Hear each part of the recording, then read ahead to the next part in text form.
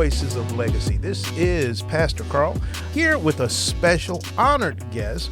Kind of a special treat for me because, well, it's family. We don't practice nepotism, but nevertheless, it's great to have my own cousin, a retired police officer here in the great city of Toledo, Ohio, Lucas County, none other than Ova Eugene Tate. Good morning. Good morning. How are you? Very well, sir. Great. Glad to have you. I'm so glad that you said yes and you showed up. But we welcome you to the Voices of Legacy here at WGTE. I have a lot of questions, but I kind of want to get you to talk. Okay. Well, I'll try to answer them. Yeah. But tell us about yourself. Well, the basics are, yes, that's my name, Ova Eugene Tate. Not Gene, but I Eugene. grew up, everyone in my family and friends that's not connected with school, if I grew up in church, they call me Gene. Mm-hmm. And if someone calls me Gene, I knew pretty much where they know me from, either family or friends outside of school. Of course, they call me Ova by my first name in school. And when I became, I guess, an adult, I wanted to go by my legal name, first name, Ova. And so if someone calls me Ova, then I know, okay, what area they know me from. Professional. Yes. Yep, and I'm 68 years old. You're what? Yeah, 68, getting... You're knocking on 70. Yeah, thank the Lord. All right. Don't look like it. You can't see him, but he doesn't look like it. God is good. And so experienced life like anyone else. And I have, I'm a divorcee and a widower. And my first wife, we divorced, my children's mother. And then my second wife, she is deceased. Yes. And recently. Yeah. Yes. And so I'm here with life experience. I'm formerly retired sergeant from the Toledo Police Department and retired from the impound lot. And now I'm currently a pastor also in Detroit. In Detroit, Michigan. Awesome. Church Word of Truth Assembly. All right.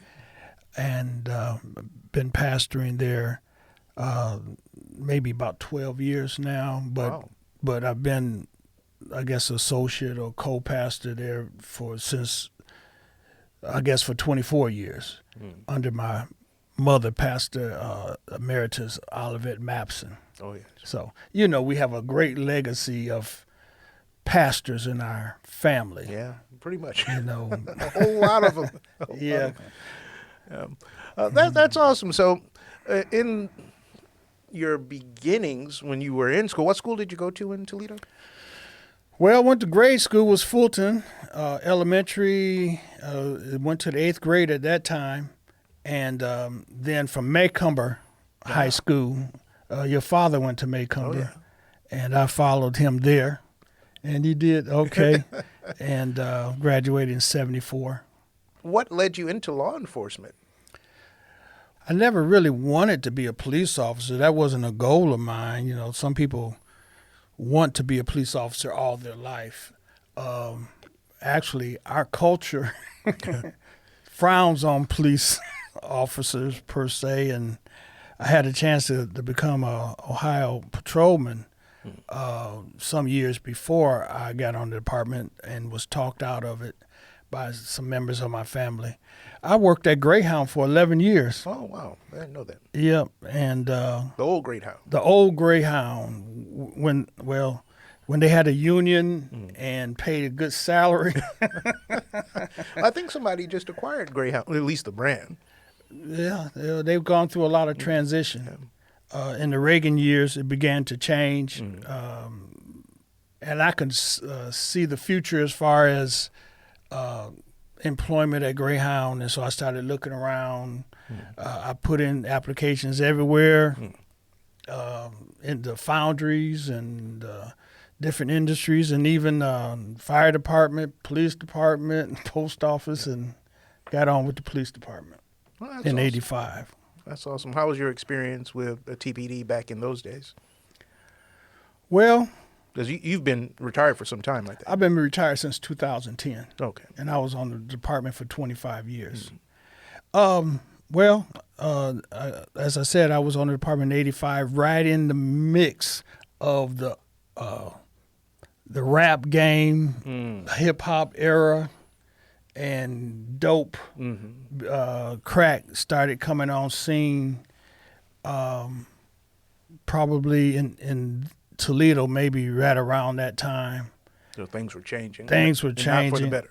No, not for the better. Society, it was going through some changes, and crack was an epidemic that changed the neighborhoods from family-oriented to really. That's when you see all the central city neighborhoods began to really plummet. Yeah, the Blythe. Yeah. Whereas the area where I grew up, was beautiful, flowers and green grass everywhere. Had ownership rather than renting. That's right. And so when crack took hold, and I would say 87, 88 through 90, in the mid 90s, it was just tore the neighborhoods up. Families were destroyed because of. And it made it hard crack. for your profession.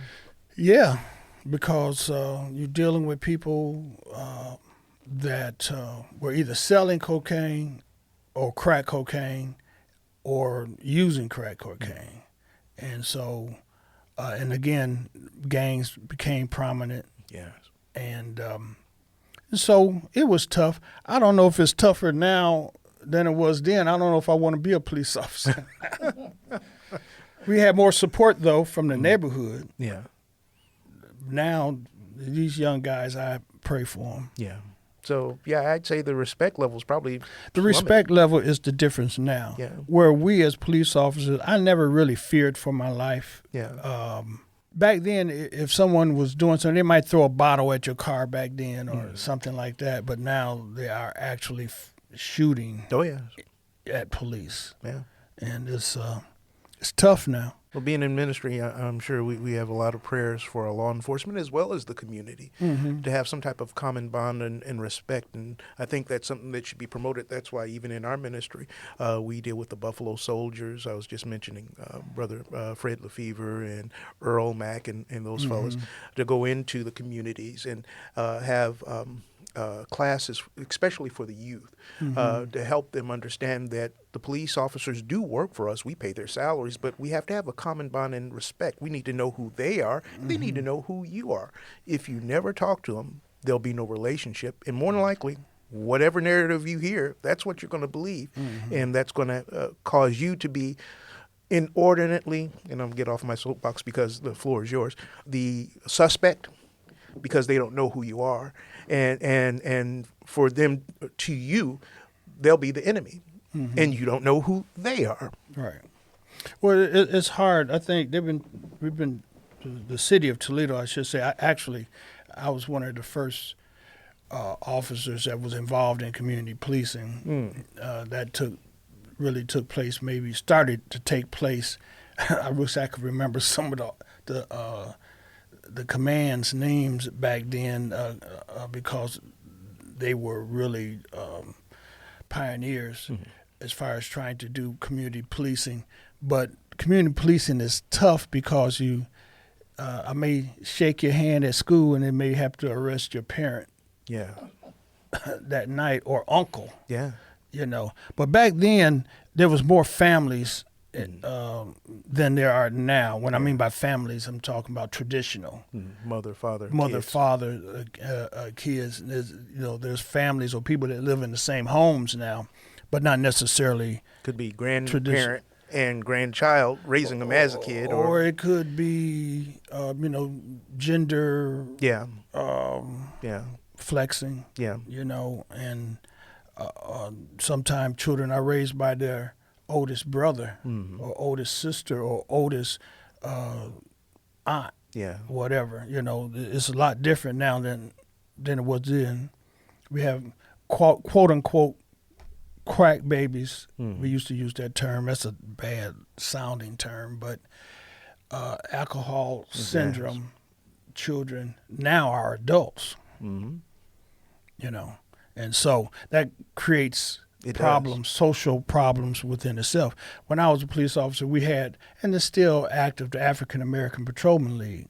It used to be called the Afro American Patrolman League, and it was active in the neighborhoods, and we adopted Fulton School, as I mentioned before. That's a school I went to. So we adopted Fulton School, and to affect community policing, trying to put on programs, and they're doing a good job now. Flo Wormley, she's retired, but she did a great job of community policing at Woodward High School. They adopted Woodward's High School and trying to affect young people. You'd be surprised the young people that the things they have to go through. Yes. The police in their house sometime at 3:00 in the morning, and then they get up to go to school, and then so now they may be a problem for the teacher or whatever. And some of them haven't eaten. You know, it's a lot of... That makes a big difference. A whole lot of social programs, and then the police become psychiatrists and, you know, psychologists and different things, and along with them dealing with their own personal problems. Understood. So it seems as though your experience as a police officer kind of transitioned you right into ministry. And were you a police officer at the same time as you were in ministry? It seems like that kind of overlaps a little bit in that timeline. Yeah, it overlaps. I mean, but in the 90s, I was, I was quote unquote out of the church. Okay. So there's a sabbatical there. Yeah, I was raised, how we were. We were raised in the church and Sunday school and church and all day. That was our culture. Yeah. And we weren't necessarily Mormons or so I don't know. We were close. No makeup. Yeah. What's the group that's in Pennsylvania? Amish. Amish. We weren't Amish. Yeah, I don't know. All I can say. For those that don't understand what we're laughing about, we believed in something called holiness, and it was no joke. Yeah. Well, we were, and more so than just holiness. We were Pentecostal, apostolic. Yes. They're really conservative. Extremely conservative lifestyle. Yes. They let us, and so we went through that. And so it sounds like you had a flashback. Yeah. We grew up in that, and I guess I left for a while. But I thank God, for the foundation. Give me a great foundation, even with dealing with people. Yes. Even though I came from dealing with a very toxic environment of folks. They come from toxic areas, and because of toxicity, very angry. It's infectious. It's infectious. It really is. Yeah. And hopelessness. Still having in me love for people, and so that didn't mean I didn't have to do my job. That's right. But I tried my very best to respect people, And anyway, coming back, the Lord saved me, and that never leaves. Yeah. I just had to come to myself to who I was, it is. As a prodigal son. Yeah. And around 99, 2000. And so I've been really involved since then, and, taking on pastorship after a while. I still live in Toledo, but church is in Detroit. And so whatever Toledo was, Detroit is about 10 times. That's true. To the extreme, to the left of that. Not to the right. They wear black minks here, and they wear white minks in Detroit. Yeah, whatever. I don't know, but it's with hats. Right. Okay. But how bad, whatever quote unquote Crips and Bloods were supposedly Yes. here, they was in true effect in Detroit. Mm-hmm. Whatever the neighborhoods were like here in Toledo, Oh, yes. they're worse in Detroit, you know. Detroit's making a rebound because, you know, big city, Cleveland, Pittsburgh, Philadelphia, all those big cities just ravaged by crack, Yes. you know, like the rural areas being ravaged by this Fentanyl. Yeah. Yeah.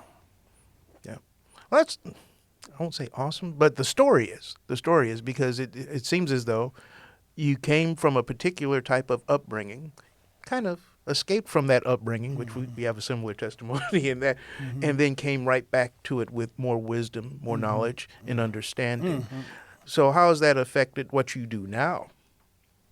Well, what I do now, it allows me to have more grace and be less judgmental of people. I try my best not to judge people. Yeah. We are judgmental beings. You know, that's why we have a word called prejudice. We prejudge people Yeah.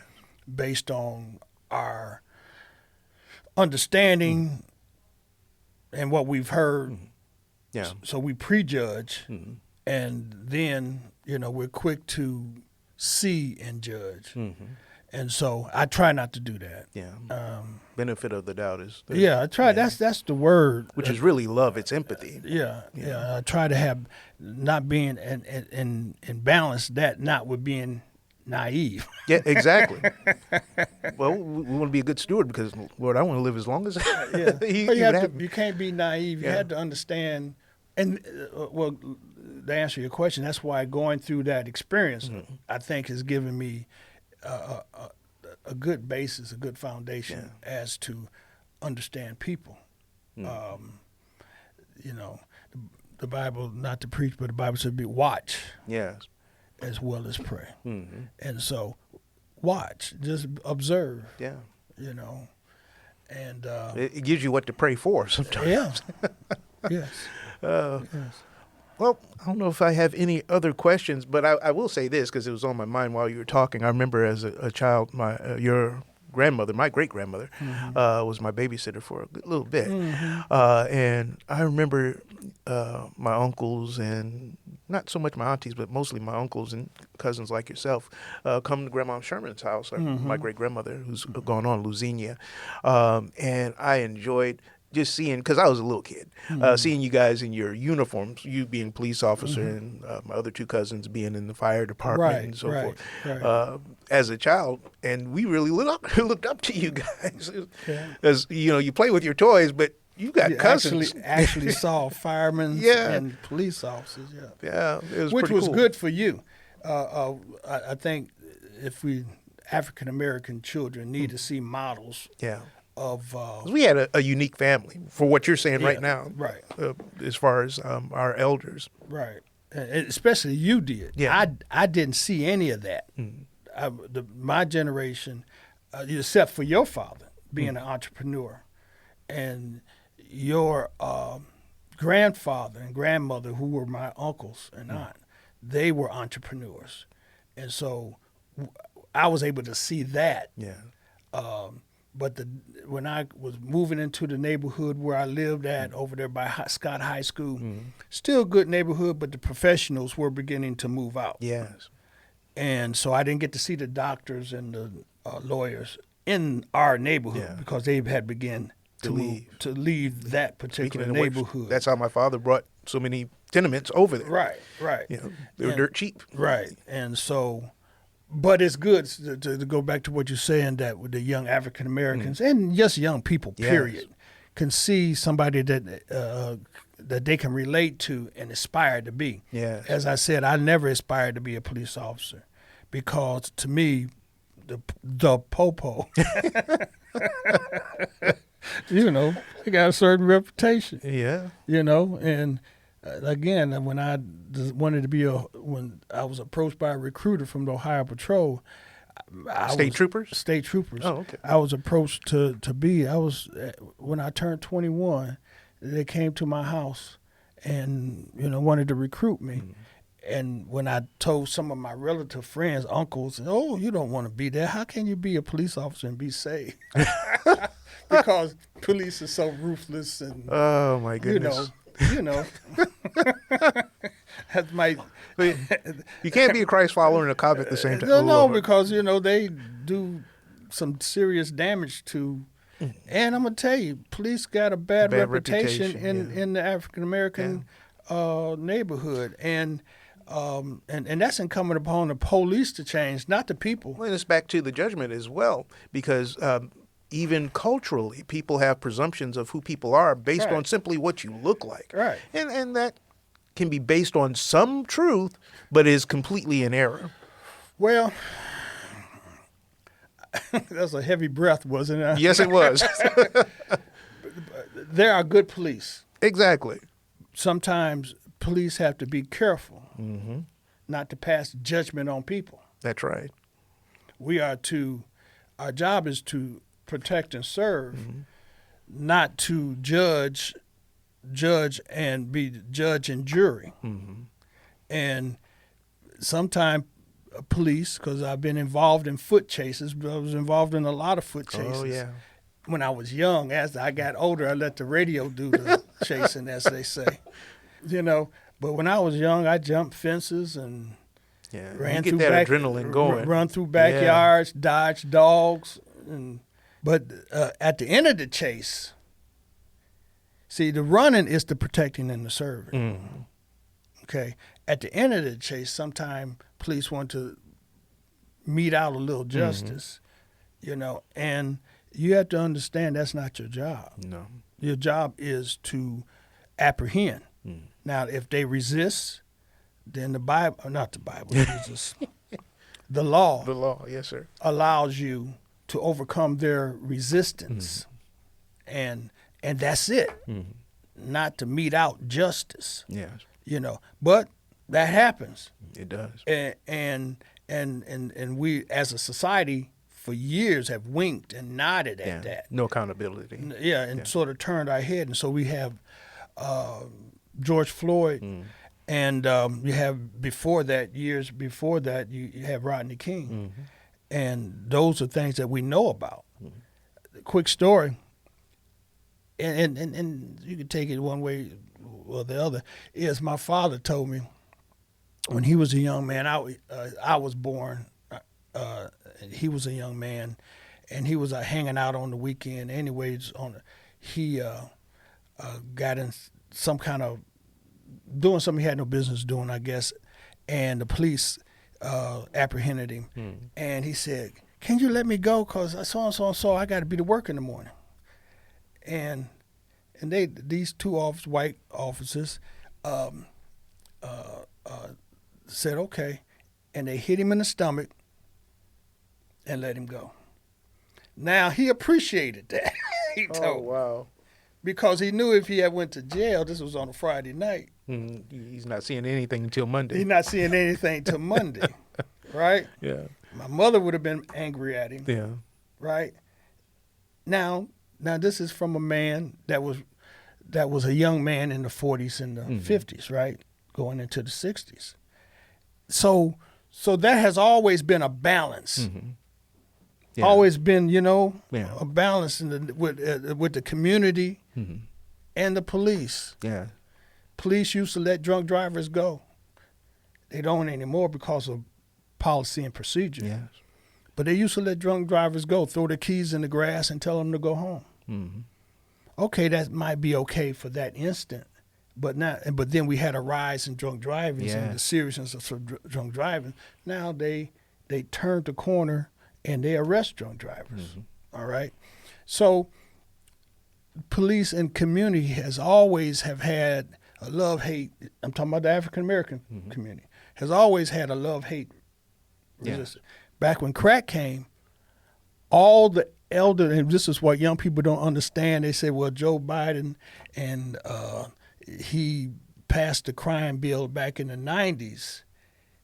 These young people don't understand that my grandmama loved Joe Biden and Clinton for passing those laws because crack had taken over the neighborhoods. and they wanted and the police couldn't do anything if this guy who just got out of jail was back on the street selling crack. So the crime bill was a 3 strike and you're out type of situation. So the elderly black folks loved the police for that. But then they come to find out, hey, they arrested my grandson. Right? And so, I don't know, I don't mean to dominate that. But there's a love, there's always been a love-hate relationship. Yeah. And the community policing hopefully balances that out some. Yes, and we have to, especially as pastors, I think. Right. Because the church, traditionally, going back to what you were saying, back in the day, used to be the cornerstone of the community. Yes. Even for those that didn't even go to church. That was a place that was safe. It's a place where you had community meetings outside of just religious activities. We need to kind of take back that type of responsibility. And again, back to what we're doing. Well, your uncle, Robert Sherman, was very involved in the community. What was that church on Putnam? Putnam, yes. Putnam and the stone, it's still there, actually. Yeah, it's still there. As we're drawing to the end, I think we could probably go on another half an hour to our time together today. The question would be, what do you think your legacy currently is, and what would you like for it to be? Well, I'm just an average guy. I'm what you call average Joe. I tried, I've made mistakes in my life, and always, as a Christian, we fall down, but we get up. Yes. And I thank God for his forgiveness and his grace, because otherwise I would have been disqualified. Yes. And I thank God. I'd say this in church and even in leading people, because people are broken for so many reasons. So many reasons. There's none perfect, none are good but the Father. That's right. And other than by his grace and mercy are we saved, and his Holy Spirit, if we let it, will lead us, and if we don't let it lead us, it'll heal us. And so my legacy, I'm a good prime example of that. I just, if I can say, I just want to go back with the Lord when he comes. Yeah, I'll be in the grave, or I'll be left, standing when he come. I want that's my hope. My legacy to my children, I want to give them an example of a man that have made mistakes. I haven't made like real bad, serious mistakes. I haven't gone to prison or anything. I never did drugs, thank God. I drank alcohol, but I never to any extreme. But I thank God for saving me, changing me over the course of time,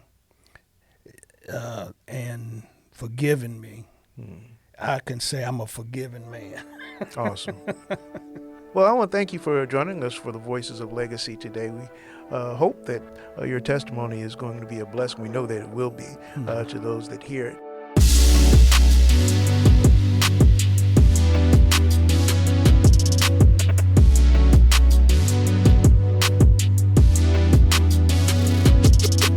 Thank you for listening to the Voices of Legacy. This is your friend, Pastor Carl Mitchell III, your host of this program. We want you to go to wgte.org/legacy to like, share, subscribe, and hear all of our past podcasts and our future podcasts. Be a friend and join with us in the Voices of Legacy, where you're writing your own legacy every day that you live. Have a blessed day.